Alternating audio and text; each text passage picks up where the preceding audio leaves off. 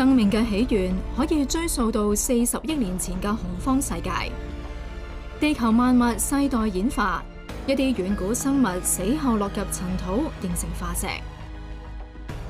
俾我哋知道以前有啲咩生物啊，我覺得係好似一個時光機咁咯，睇翻以前嘅世界。恐龍曾經係地球嘅霸主。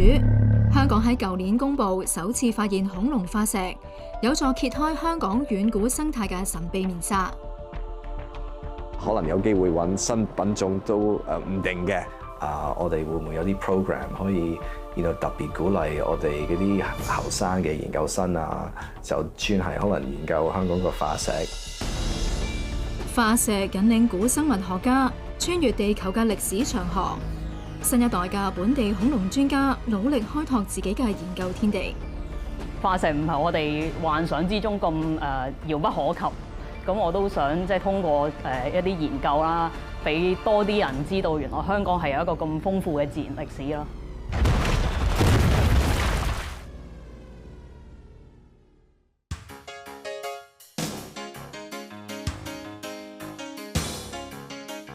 龍德進係古生物化石工作者，佢正係修復呢一件由外國搜羅翻嚟有1億年歷史嘅史前巨獸頭骨。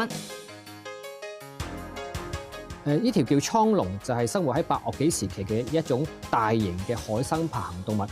因為佢發現嗰陣時已經係壓到碎晒變晒形咧，要喺嗰啲碎片或者變咗形嘅部位，你要揾翻佢原位咧，要花好多時間去拼啊去砌嘅。龍德進係化石迷，自小對古生物有濃厚嘅興趣。佢係讀美術設計出身，以往經常都會去內地跟隨古生物化石專家學習，同埋參與相關嘅工作，累積經驗同埋知識。咁後來全職從事呢一個行業，譬如會去做一啲化石嘅挖掘啦，會做修復啦，甚至乎好似我哋識得藝術創作方面咧，我哋會做一啲嘅復原圖啊、模型啊等等啊，咁甚至乎展覽啊。深草呢樣嘢就翻喺國內咯，咁就亦都爭取有啲機會去參與一啲博物館嘅工作啊，搞一啲展覽啊。難道就係冇人知條路係點樣走咯？因為香港冇乜人做過呢樣嘢啊嘛。咁嗰時都係後生嗰時就唔諗咯，淨係向前衝，有機會就去學習，有機會就去嘗試咁樣咯。6年前，龍德進喺旺角呢一個商場開設咗化石工作室。呢一啲嚟自世界各地嘅古生物化石，好多都係佢嘅珍藏。算係一個鬧市裡面嘅一個小型博物館，我哋都好歡迎唔同人嚟參觀啊。恐龍年代嘅海膽啊，咁另外亦都有菊石啦。呢件化石咧係嚟自奧陶紀時期，大概4億幾年前喺非洲嘅摩洛哥發現嘅，有好多三葉蟲喺度排緊隊喎。因為現代好多生物都有排隊，好似龍蝦、螞蟻都會㗎嘛。4億幾年前，原來喺三葉蟲身上咧已經係有呢個排隊嘅行為嘅，最早嘅排隊證據。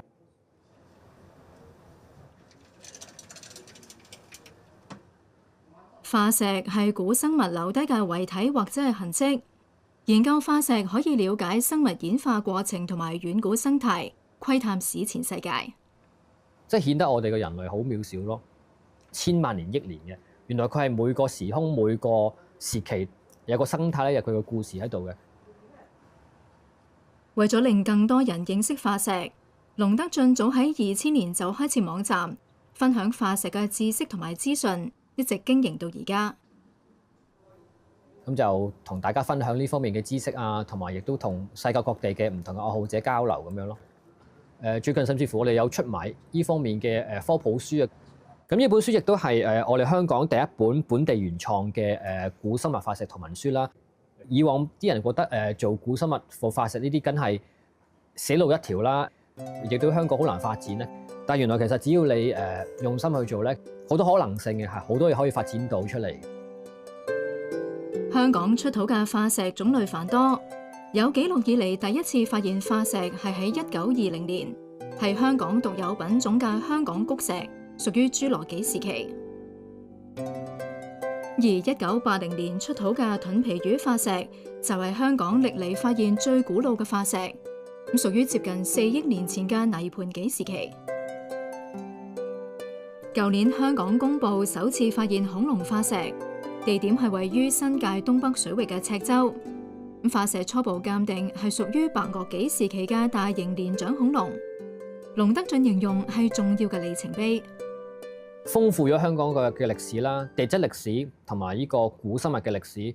所以其實可能我哋各區喺1億年前，可能真係我哋嘅腳下面係曾經有恐龍喺度生活過啊，或者佢留低一啲線索喺度都唔定㗎喎。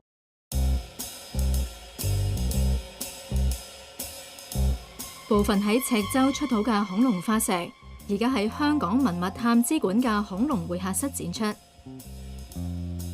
咁左邊呢一塊咧，其實就係想呈現翻佢出土時候嘅狀況嘅。咁可以見到中間嘅嗰層化石啦，亦都俾岩石去包圍住。咁右邊呢一個咧，可以見到咧，原本覆蓋住喺上面嘅岩石都已經清除咗，咁就露出呢個化石嘅表面啦。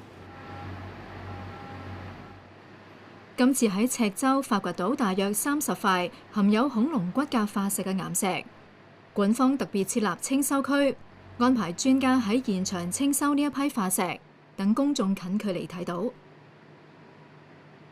咁其實清修咧嘅意思就係清理同修復。咁清修咧有3步嘅，我哋俗稱。咁頭2步咧就係取同埋鑿。咁仲有第3步咧就係氣動筆啦。咁其實就係用一啲高壓嘅空氣咧，驅使一啲鋼頭嘅筆啦，好快速咁去震動。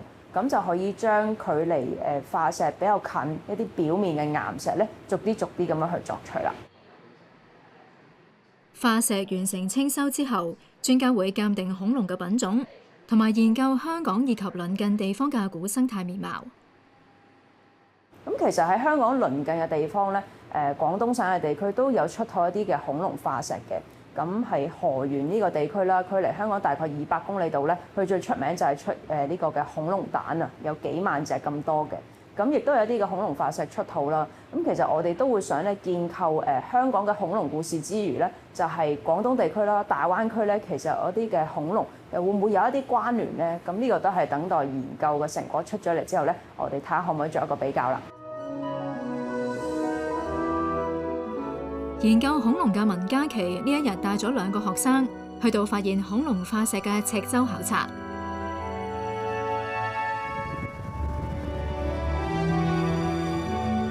文嘉琪係香港中文大學生命科學學院助理教授，曾經去過赤洲幾次揾恐龍化石。雖然冇收穫，但佢一直都相信呢一個島會有發現，因為呢一帶係恐龍時代形成嘅岩石。香港好少會有呢種石咯，係好紅色嘅。呢啲石係晚8幾嘅，所以呢啲沉積岩咧，一層層做出嚟嘅石咧，就有機會揾到恐龍化石㗎啦。有呢個大消息，就有人咁好彩就揾到。揾化石好難，所以喺咁細個地方又可以揾到，都係好開心咯。Yeah, if we step down here and you have a look at this. 要揾恐龍化石，就要先了解地質。文嘉琪估計，香港仲有其他嘅地點有機會埋藏住恐龍化石。恐龍時代嘅沉積岩啦，就喺西貢荔枝莊都有嘅。對面八仙嶺，成個山都係沉積岩嘅。文嘉琪去過好多國家揾化石，有豐富嘅尋龍經驗，曾經喺南美洲發現新品種嘅恐龍。4大國家揾恐龍化石，同埋做恐龍研究嘅，中國、美國、加拿大啊、阿根廷啊，會去一個好大嘅範圍嘅地點咯。中國嘅戈比沙漠啊，或者阿根廷嘅 Patagonia 嘅沙漠啊，佢個範圍就超級大咯，可能大過成個香港。喺嗰幾個星期去揾咧，喺咁大嘅範圍咧，可能會揾到啲化石咯。但係而家我哋講緊赤洲係香港呢個好細嘅地方，所以揾到恐龍化石真係好似中6合彩咁咯。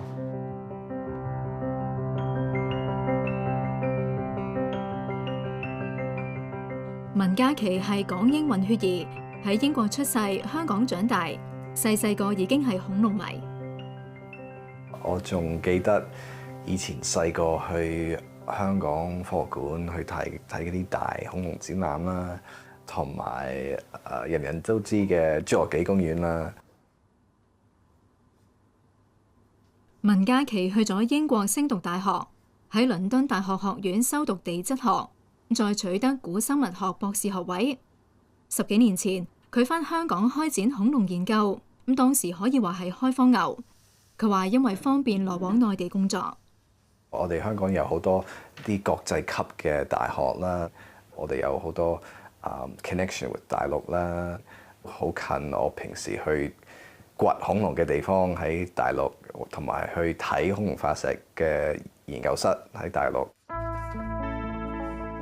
文嘉琪研究恐龍嘅飛行能力演化，有份研發出一種雷射熒光成像技術，用雷射光速掃描化石嘅樣本，令到肉眼睇唔到嘅軟組織發光，從而研究古生物嘅身體結構同埋飛行方式。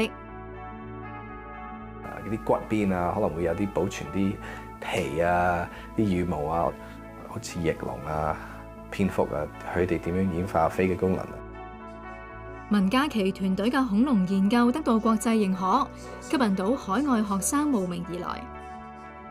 而家嘅 lab 咧就有法國嘅學生啦，有香港嘅學生啦，有匈牙利嘅研究生啦，因為我哋有個 expertise 做得好喺佢中意嘅方面，就選擇呢度。古生物學其實係一個比較冷門啲嘅課題啦，咁但係我哋生命科學學院咧都好開心，文嘉琪教授咧可以都將我哋呢一個嘅古生物學咧增加到我哋咧喺生物多樣性裏邊研究咧個範疇，係令到我哋更加咧提升到去國際水平。我覺得而家嘅香港化石發現咧，可以幫到我哋香港嘅 effort 嚟到發展科學啦。做多咗呢個，其實有個 economic 嘅 benefit 啦，俾到市民多啲接觸科學，多啲鍾意科學。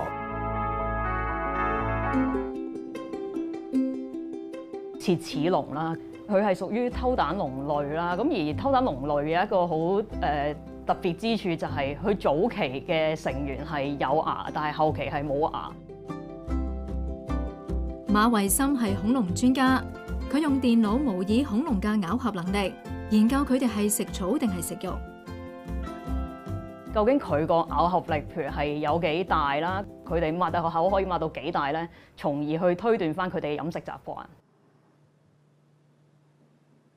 讀中學嘅時候，馬慧森已經立志要做古生物學家。佢喺香港大學主修地質學同埋生態學，為研究恐龍鋪路。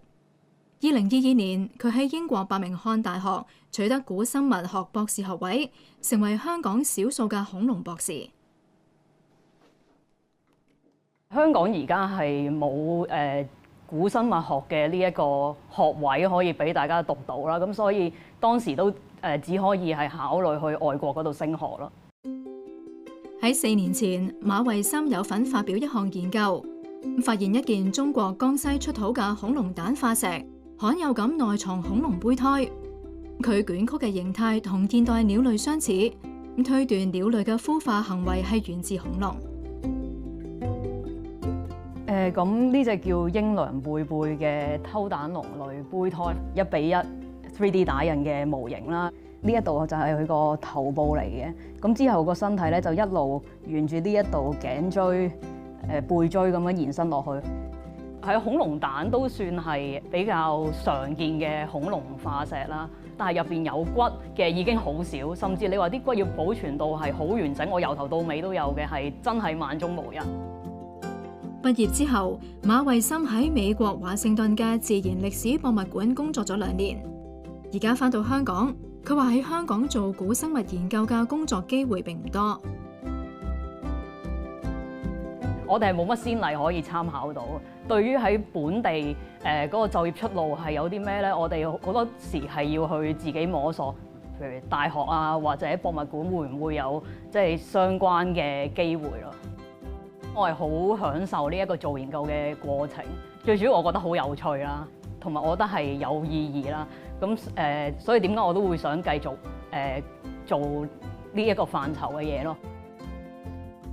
有時我哋都會有一啲機會可以做一啲科普教育，喺學校做工作坊，或者幫一啲展覽做顧問嘅工作嘅。咁呢一度係香港大學嘅許仕芬地質博物館啦。咁佢係香港第一間以地質為主題嘅博物館嚟嘅。我仲係讀緊中學，開始係對古生物係有興趣啦，特登山長水遠過海嚟呢一度參觀咯。香港大部分沉積岩地層分佈喺新界東北部，創造出豐富多樣嘅地貌。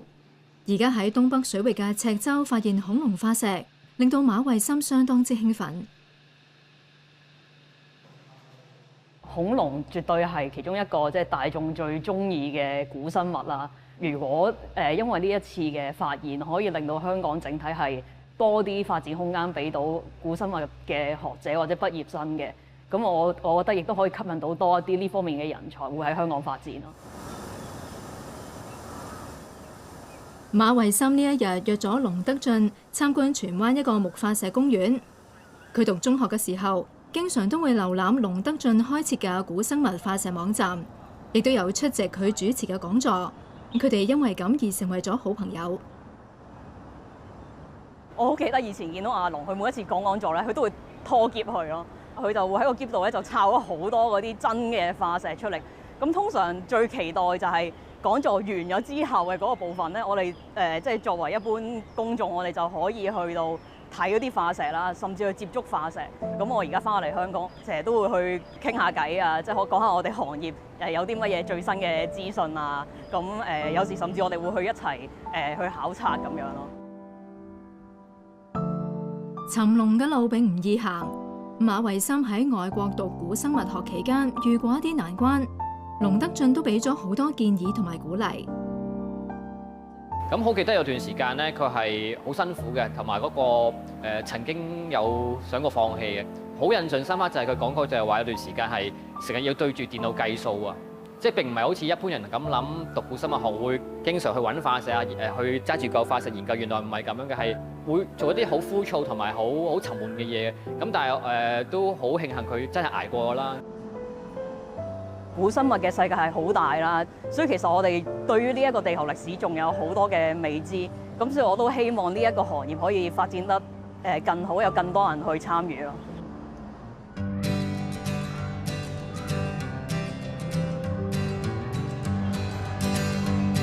古生物化石通常喺博物館先至有得睇，但係原來喺人來人往嘅港鐵站一樣有機會揾到。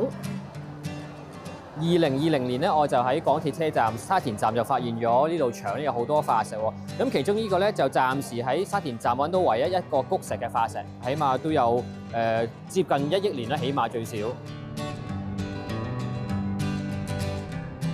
呢個係屬於大理石啦，或者石灰岩嗰類啦，都好接近嘅。最常見就係呢種咁嘅長形嘅，我哋叫腹足類啊，即係好似螺嗰啲咁樣啦。仲有好多其他嘅生物埋藏埋一齊喎。其中呢個咧，我覺得係最靚嘅。就係一個螺嚟嘅，咁呢啲石材咧係嚟自其他地方出產嘅一啲嘅磚啦，咁並唔係香港出產嘅，唔係香港化石嚟㗎。我哋周圍都可能有啲古史前嘅古生物喺我哋擦身而過，所以大家可以留意多啲咯。馬鞍山呢一個商場嘅地下，亦都可以揾到古生物化石嘅蹤影。呢度發現咗好多一條條好似子彈嘅嘢咧，個名叫做箭石。箭石係一種史前嘅海洋生物嚟嘅，叫係屬於頭足類，同而家嘅魷魚好似嘅喎。咁而箭石而家發現到嘅化石咧，就係埋藏喺佢原本嘅身體嘅尾部嘅一個硬殼嚟嘅。咁通常化石就保存唔到佢嘅軟體部分㗎，剩翻個硬殼嘅啫。有冇諗過呢條脊骨咧係由幾時開始嘅咧？想唔想知道啊？有冇諗過原來佢係我哋所有？九龍城呢一間小學近年開設化石班。邀請龍德進為學生講解化石嘅知識。除咗恐龍之外啦，生命起源啦，化石點樣形成啊，地層嘅知識啊，各種嘢我哋都有講啦。古生物學嘅所有嘢都同我哋有關嘅，認識我哋而家見到每個物種佢係點樣嚟㗎啦，認識我哋嘅人類啊，甚至乎地球嘅歷史嘅過去咁樣咯。咁其實呢啲知識喺應用喺其他地方都有用嘅，唔一定話淨係一定要做呢行啊。龍德進仲帶咗多件化石嚟到學校，令到學生大開眼界。咁我哋係可以摸下啲化石咯，有時係凹凹凸凸，好滑捋捋，或者係好似有啲層次咁樣咯。可以睇嗰啲化石，我覺得好奇妙，想讀地理啊呢啲咯，顏色啊嗰啲想試下。我哋個課程咧就大概20零堂到，某程度上係個班開始咗咧，啲學生先至多咗個層次嘅提升，因為佢哋好多時候就係知恐龍先嘅，但係喺個班之後就知有化石嘅，有古生物嘅，有三葉蟲嘅，就唔係淨係得恐龍周圍行嘅咁，所以嗰個認識會比較全面啲咯，提升咗佢哋興趣或者滿足好奇心咧，已經係我哋最想要嘅效果。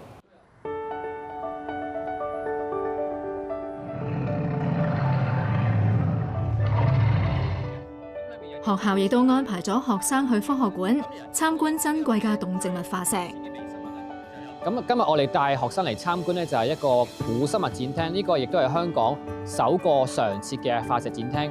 咁其實而家嘅小朋友好幸福啦，因為我哋嗰年代真係冇機會可以去博物館睇到呢樣嘢。有條長尾巴啦，有牙齒啦，同埋有爪嘅喎。其實原來我哋地球歷來都出現過好多滅絕事件嘅喎，希望都可以更加珍惜我哋而家地球現有嘅環境啦，同埋動物啦。冇啊嘛，我哋真實嚟講咧係有。如果唔係啲動物滅絕咗之後咧，我哋就淨係可以喺化石裡面度見到佢嘅啫。